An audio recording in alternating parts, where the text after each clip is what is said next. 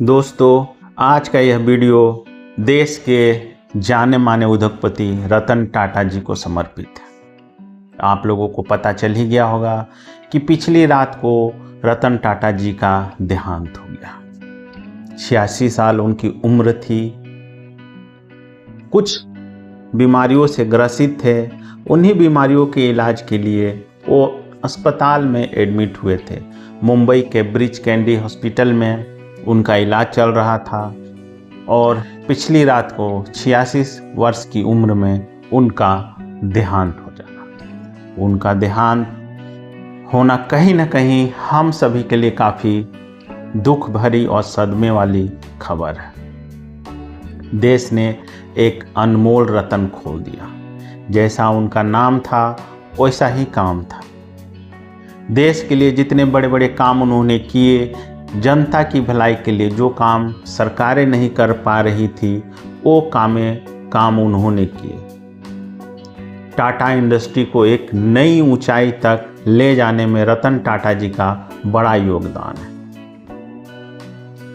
उनका जन्म 28 दिसंबर 1937 को हुआ है। 86 वर्ष की उम्र तक उन्होंने आखिरी समय तक, आखिरी सांस लेने तक कहीं ना कहीं वो अपने कामों में मशगूल रहे। हालांकि उन्होंने रिटायरमेंट तो ले ली थी, लेकिन अभी भी वो एक्टिव थे। शुरुआती दिनों में काफ़ी शर्मीले स्वभाव वाले रतन टाटा जी इंजीनियरिंग, आर्किटेक्ट में इंजीनियरिंग की थी और उसके बाद एज असिस्टेंट टाटा परिवार को उन्होंने ज्वाइन किया था। शुरुआत में ऐसा लगा था कि शायद ये टाटा कंपनी के चेयरमैन ना बन पाए, लेकिन अपनी कार्यशैली, अपनी मृदु भाषिता और अपने इनकी जो सोच थी, ये हमेशा लंबी दूरी की सोच सोचा करते थे। शॉर्ट टर्म का गोल इनका नहीं था। लखटकिया कार नैनो इनके सपनों की कार। इंडिगो, टाटा इंडिगो जब पहली बार लॉन्च हुई थी कमर्शियल पैसेंजर कारों में, तो इनका ही उसमें पूरा योगदान रहा। क्योंकि पहले टाटा सिर्फ बस, ट्रक वगैरह बनाते थे, लेकिन जब कारों की दुनिया में टाटा ने कदम लगा रखा तो टाटा इंडिगो का सपना इनका ही देखा हुआ।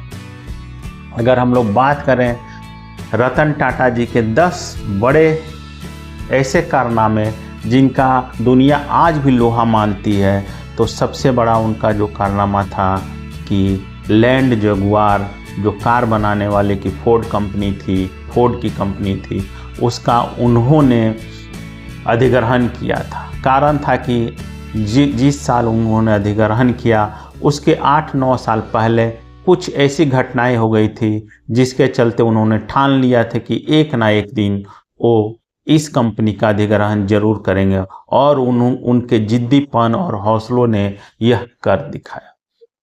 इसके अलावा जैसा कि मैंने बताया 1988 में उन्होंने टाटा की पहली कार टाटा इंडिगो लॉन्च की।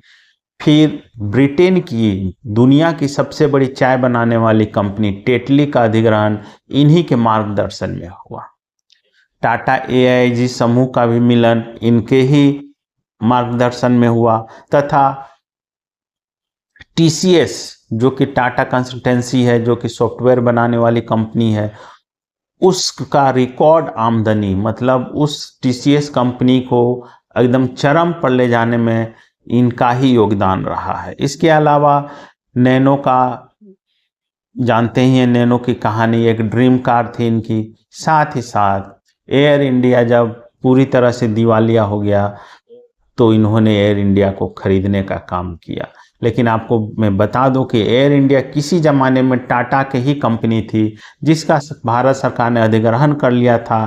पुनः एक बार इनके प्रयासों से और इनके सपनों को पूरा करने के लिए टाटा ग्रुप ने फिर से एयर इंडिया को भारत सरकार से खरीदने का काम किया। रतन टाटा जी हमेशा अपने श्रमिकों के साथ खड़े दिखे।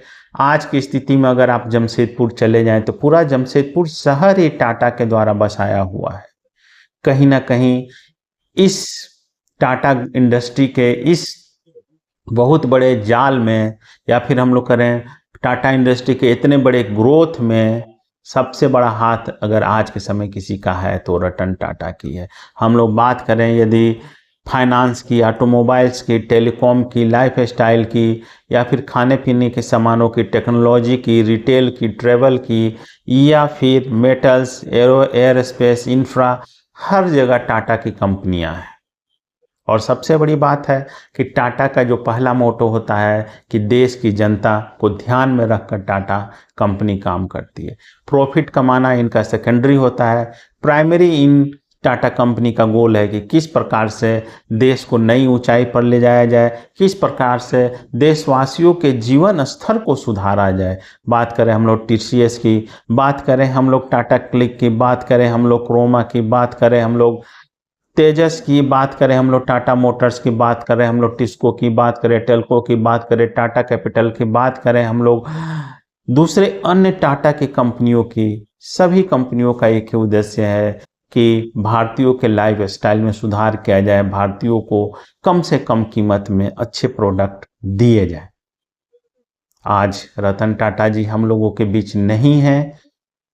हमारे चैनल की तरफ से उनको विनम्र श्रद्धांजलि। धन्यवाद दोस्तों।